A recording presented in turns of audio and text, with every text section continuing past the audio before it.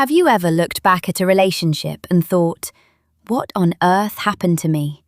How did I stay so long? How did I become attached to someone who treated me so badly? Most women assume the answer is simple. He manipulated me. He lied. He was a narcissist. But after more than a decade of working with women, studying relationship dynamics, coaching clients, and, honestly, spending much of my own life surrounded by narcissistic personalities, I've learned something that very few people talk about. Something that completely changed the way I understand these relationships. Narcissists don't usually create your emotional needs. They discover them. I call it an interview phase. And once they discover your core need, they know exactly how to keep you attached. That's why two women can meet the exact same man, and one of them walks away after 2 weeks, while the other stays for 5 years. The difference isn't intelligence, it isn't strength, and it certainly isn't worth. The difference is that he found something she was emotionally and psychologically hungry for. And that's what we're going to talk about today. I'll give you a personal example. I don't need a man to financially support me. I don't need someone to rescue me. I don't need somebody to fight my battles. I've always been fairly independent. But there was one thing I desperately needed without fully realizing it: affection, warmth, tenderness, emotional softness. I grew up receiving a lot of affection from my father: hugs, attention, emotional connection. So when certain narcissistic men entered my life, they tried everything. They tried to impress me, they tried to protect me, they tried to solve problems for me. And honestly, it was nice. But it wasn't the thing that hooked me. Then one of them discovered exactly what did: affection. Suddenly there was warmth, gentleness, physical closeness, sweet messages, emotional attention. And I fell for it. Not for 5 weeks, not for 5 months, 5 years. 5 years. And that's when I learned something important. The thing that traps us is rarely our weakness. It's usually our unmet need. So before we ask why a narcissist targeted us, maybe we should ask a different question. What exactly was I hungry for? Because every person has a core psychological need, and until you understand yours, you're vulnerable to anyone willing to imitate it. Let's talk about some of the most common ones. The first is affection. Some people aren't looking for money, they're not looking for status, they're not even looking for commitment.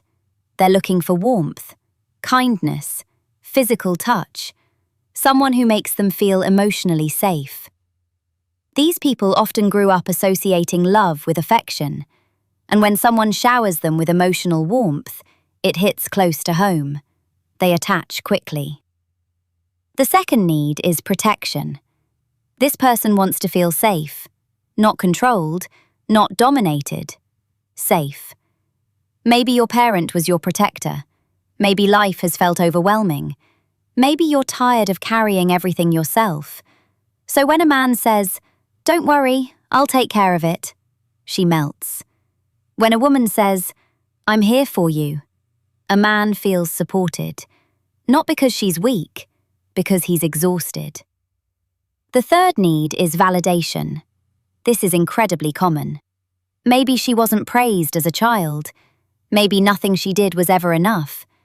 Maybe she spent years proving herself. Now somebody walks in and says, "You're incredible. You're brilliant. Nobody understands you like I do." And suddenly she's attached, not to the man, to the feeling. The fourth need is being chosen.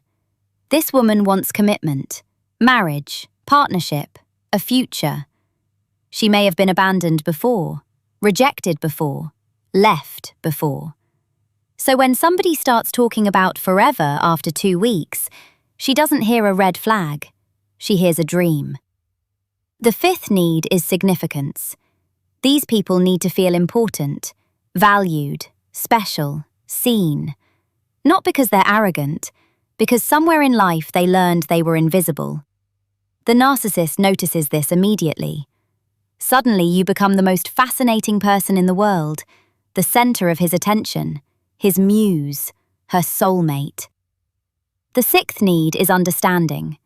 These are often intelligent and sensitive people, women who have always felt different, men who were betrayed before or judged. And then there's another need that many people don't like to admit they have.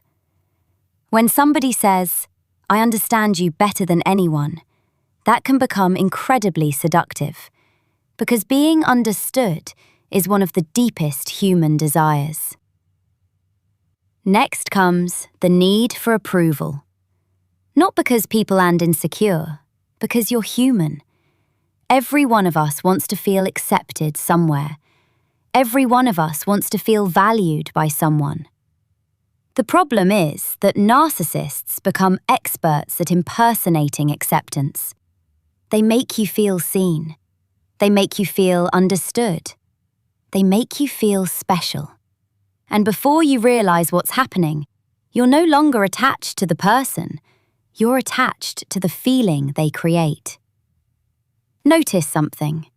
None of these needs are bad. Not one. Those are not weaknesses. These are normal human needs. Every healthy person has them. The danger begins when we become unconscious of them, because whatever need controls you unconsciously can be used to control you consciously. Hear this again. Whatever need controls you unconsciously can be used to control you consciously. That's why self-awareness is one of the greatest forms of protection.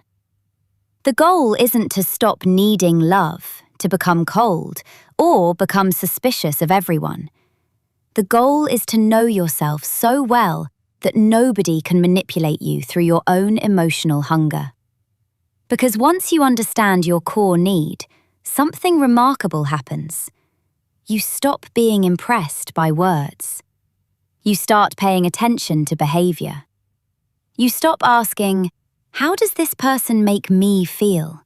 And you start asking, "Who are they consistently showing themselves to be?" That's the moment your life changes. That's the moment you become harder to manipulate. That's the moment you stop chasing attention and start making conscious choices. That's the moment you stop looking for someone to complete you and start looking for someone whose actions match their words. And that's the moment a narcissist loses much of their power over you. So here's the question I want to leave you with today. What is your deepest psychological need? Not what sounds good, not what you wish it was. What is the thing that instantly captures your attention when someone offers it? What is the thing you've been hungry for your entire life? Because somewhere inside that answer is the key to understanding every relationship you've ever had, and more importantly, every relationship you'll choose in the future. My goal isn't to make you an expert on narcissists. My goal is to help you become an expert on yourself. This was always yours, Katara Lilith, and I will see you next time.